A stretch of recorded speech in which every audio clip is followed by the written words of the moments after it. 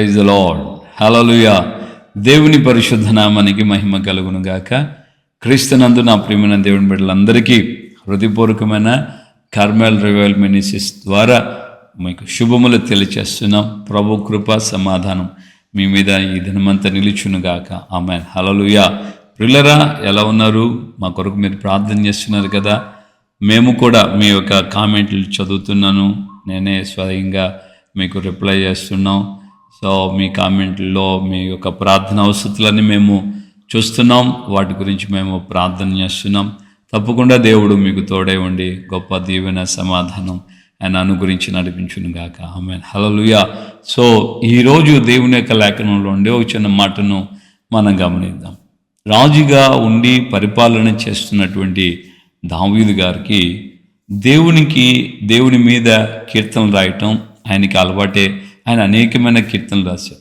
So అనేక కీర్తనల్లో ఒక మాటను ఆయన చెప్తున్నటువంటి మాట, తను ఉన్న స్థితి నుంచి దేవుణ్ణి ఉద్దేశించి ఆయన ఎలా మాట్లాడుతున్నాడు. 145వ కీర్తనలో ఆయన మాట అంటున్నాడు, చూడండి 13వ వచనం, నీ రాజ్యము శాశ్వత రాజ్యము, నీ యొక్క రాజ్య పరిపాలన తరతరములో నిలుచును. ప్రియమైన దేవుని బిడ్డలారా, ఈయన ఒక రాజై ఉండి దేవుని ఉద్దేశించి అంటున్న మాట ఏంటంటే, నీ రాజ్యము శాశ్వతం ఉంటుంది, నీ రాజ్య పరిపాలన తరతరాలు ఉంటుంది. దేవునికి మహిమ కలుగును గాక. ప్రియ దేవుని బిడ్డలారా, దావీదు యొక్క సింహాసనం ఆయన పరిపాలించిన కాలం 40 సంవత్సరాలే. ఏ రాజు పరిపాలించిన వారి రాజ్య పరిపాలన కొంతకాలంతోనే ముగించబడుతుంది.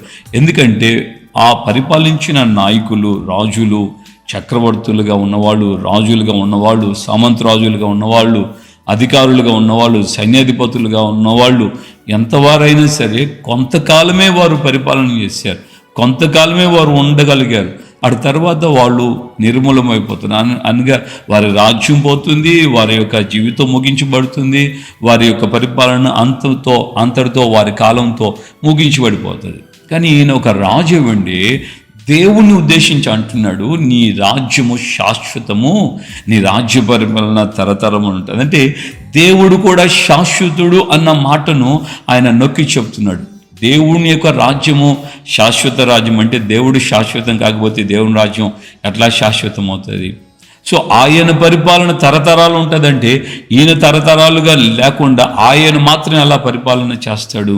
అందుకని ఇక్కడ మనం గమనించాల్సిన విషయం ఏంటంటే, ఈయన దేవుణ్ణి మర్మయుక్తంగాను అద్భుతంగా ఆశ్చర్యకరంగా ఆయన అంటున్న మాట ఏంటంటే, దేవా నీవు కూడా శాశ్వతుడైన వాడివి, నీ యొక్క పరిపాలన శాశ్వతమైనది, నీ రాజ్యము, నీ యొక్క ప్రభావం, నీ రాజ్య పరిపాలన తరతరాలు ఉంటుంది. మన దేశంలోనూ రాష్ట్రాల్లోనూ ఈ భూమి మీద ఎక్కడైనా మనం గమనించిన పరిపాలన కొంతకాలమే. మన భారతదేశంలో అయితే 5 సంవత్సరాలు ఒక గవర్నమెంట్ ఉంటుంది, మళ్ళీ ఎలక్షన్లు వస్తుంది, మళ్ళా ఎన్నుకోబడిన ప్రభుత్వం చేత ప్రజలను పరిపాలిస్తారు. మన దేశంలో ఒక వ్యక్తి ఎన్నిసార్లైనా ముఖ్యమంత్రి అవ్వచ్చు, ఎన్నిసార్లైనా ప్రధానమంత్రి అవ్వచ్చు, ఎన్నిసార్లైనా ఈ యొక్క ఎమ్మెల్యేలు గాను ఎంపీలు గాను ఉండొచ్చు. కానీ రాష్ట్రపతిగా మాత్రం 2 పర్యాయాలు వారికి అర్హత ఉంటుంది. ఆ తర్వాత వాళ్ళు ఉండడానికి వీల్లేదు. సో ప్రెసిడెంట్ ఆఫ్ ఇండియా లేకంటే ప్రెసిడెంట్ ఆఫ్ అమెరికాను గమనించినా కూడా అమెరికాలో కూడా ఎలక్షన్స్ ఇక్కడ ప్రారంభమై ఉన్నాయి. సో ఎలక్షన్లో ఇప్పుడు మళ్ళా ట్రంప్ నేను మళ్ళా ప్రెసిడెంట్ కావాలని ఆయన మళ్ళీ ఎలక్షన్లో తిరుగుతున్నాడని వార్తల్లో వింటున్నాం. సో అక్కడ మనం గమనిస్తే ఆయన పరిపాలన ప్రెసిడెంట్ రూలింగ్ వచ్చేటప్పటికి 4 years, ఐ థింక్ 4 years ఉంటుంది.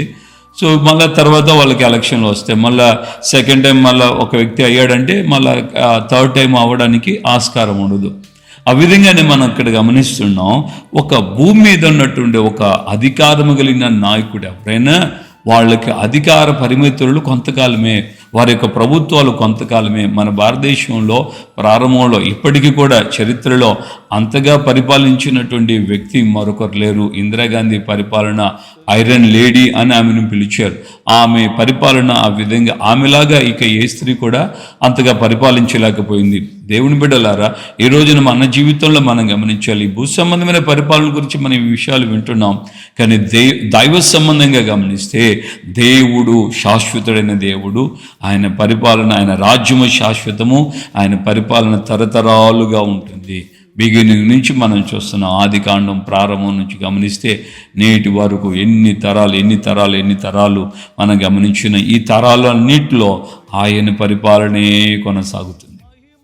ఈ యొక్క సమయంలో దానియేలు గ్రంథంలో మనం గమనిస్తే దేవుని యొక్క వాక్యం ఎలా తేటగా చెప్తుంది. ఎవరినైతే ఆయన రాజ్యంలో నియమించాలని అనుకుంటాడో వారిని ఆయన నియమిస్తాడు. ఎవరినైతే రాజ్యముల నుండి కొట్టేయాలనుకుంటాడో వారిని ఆయన కొట్టేస్తాడు. రాజ్యములన్నీ, వాటి యొక్క ప్రభావాలన్నీ, వాటి యొక్క నడిపింపంతా కూడా రాజ్యములో ఏ దేశంలోనైనా సరే ఎవరి మీద ఎవరు ఎంతకాలం పరిపాలన చేయాలో అది ఆయన సంకల్పంలోనూ ఆయన చిత్తంలోనూ ఉంటుంది. దేవునికి మహిమ కలుగును గాక. సో ఇప్పుడు ఈ రోజున మనం ఎందుకు ఈ మాట చదువుతున్నామనంటే, ఆయన దేవుని స్తుతిస్తున్నాడు, దేవుని గణపరుస్తున్నాడు, దేవుని గురించి ఆయన అంతగా ఆయన గురించి విస్తారంగా హృదయపూర్వకంగా ఆయన గొప్పతనాన్ని గణపరుస్తున్నాడు.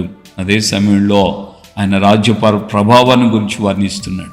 మనం క్రొత్త నిబంధనలో ఉన్న మనం ఏం చేయాలి? దైవజనులు ఆ యొక్క అపోస్తులైనటువంటి యోహాను రాసినటువంటి ప్రకటన గ్రంథంలో యేసయ్య మాటలు ఆయన మనకు తెలియచేశాడు. ఏమన్నాడంటే, ఈ భూమి మీదకి వచ్చినటువంటి యేసయ్య, నేను మొదటివాడును కటపటివాడును జీవించువాడును మృతునైతిని కానీ ఇదిగో యుగయుగములు సజీవునై ఉన్నానని చెప్పినటువంటి ప్రభు 3వ అధ్యాయంలో ఏమంటున్నాడంటే, నేను జయించి నా తండ్రితో కూడా ఆయన సింహాసనం మందు కూర్చున్న ప్రకారం జయించువాడిని నాతో కూడా నా సింహాసనం మందు కూర్చొనినిస్తాను అన్నాడు. కనుక తరతరాలు ఉండేటువంటి ఆ రాజ్యము, తరతరాలుగా పరిపాలన చేసే ఆ రాజ్యంలో మనము యేసుతో కూడా ఆయన సింహాసనంలో కూర్చోవాలంటే మనం చేయాల్సింది ఏంటంటే, జయించే అనుభవంలోకి రావాలి.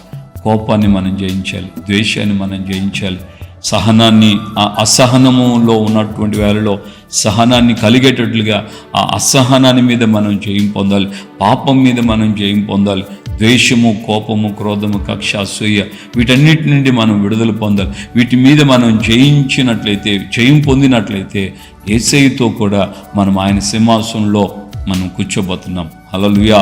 యేసయ్య ఆ మాట చెప్పాడు కదా, నేను జయించి నా తండ్రితో ఆయన సింహాసనం ముందు కూర్చున్న ప్రకారం జయించు అని నాతో కూడా నా సింహాసనంలో కూర్చునిస్తాను. ఆయన యొక్క తండ్రి సింహాసనంలో యేసయ్య కూర్చున్నట్లుగానే మనకు కూడా యేసయ్యతో పాటు తండ్రి సింహాసనం కలుగుతుంది. అంటే తరతరాలుగా ఆ రోజున దావీదు రాజు చెప్పటం మాత్రమే కాదు, ఇక ముందున్న కాలంలో కూడా తరతరాలు ఆయన రాజ్యం అంతము లేని రాజ్యం అని రాయబడింది. సో అంతము లేని రాజ్యములో ఆ ప్రభు అయిన యేసయ్యతో కూడా మనము కూడా ఆయన బిడలుగా ఆయన రాజ్యములో ఆయన సింహాసనంలో మనము కూడా పరిపాలన చేస్తాం. హల్లెలూయా. ఈ యొక్క విశ్వాసము, నిరీక్షణ, సంతోషం, ఆనందం, ఈ యొక్క ఎదురుచూపు ఆయన రాజ్యములో ఆయనతో కూడా ఆయన సింహాసనంలో తరతరాలు కూర్చునేటువంటి స్థితి నాకు కావాలంటే ఈ భూమి మీద మనం అనేకమైన వాటిని జయించాలి, పాపంని జయించాలి. మాటల్లోను, క్రియలోను, చూపులో, ఆలోచన, నడకలో, తలంపుల్లో అపవిత్రతకు మనము చోటు ఇవ్వకూడదు. ఆ విధంగా వాటిని మనం జయించినప్పుడే ప్రభుత్వం మనం యుగయుగాలు కూర్చోబోతున్నాం. మరి మనం సిద్ధమా? ఈ రోజున సిద్ధం అనే మాట మన రాష్ట్రంలో వినబడుతుంది. తెలుగు రాష్ట్రంలో సిద్ధం అన్న పిలుపు వినబడుతుంది. నువ్వు సిద్ధమా? ప్రభుత్వ యుగయుగాలు ఆయన సింహాసనంలో కూర్చోవడానికి ప్రార్థన చేసుకుందాం. నేను మీతో కూడా సింహాసనంలో యుగయుగాలు ఉండాలని నేను సిద్ధపడుతున్నాను ప్రభువా. మీ యొక్క సహాయము చేత మీరు జయించినట్లుగా నేను జయిస్తాను. లోకాన్ని, పాపాన్ని, ఈ యొక్క నేత్రాశను, శరీరాశను, జీవపడాన్ని జయిస్తాను. మీతో కూడా యుగయుగాలు ఆ పరలోకంలో ఉండడానికి నేను ఇష్టపడుతున్నాను అని మనము సిద్ధపడితే తప్పకుండా ఆశగలిగిన ప్రాణాన్ని యేసయ్య సిద్ధపరుస్తాడు.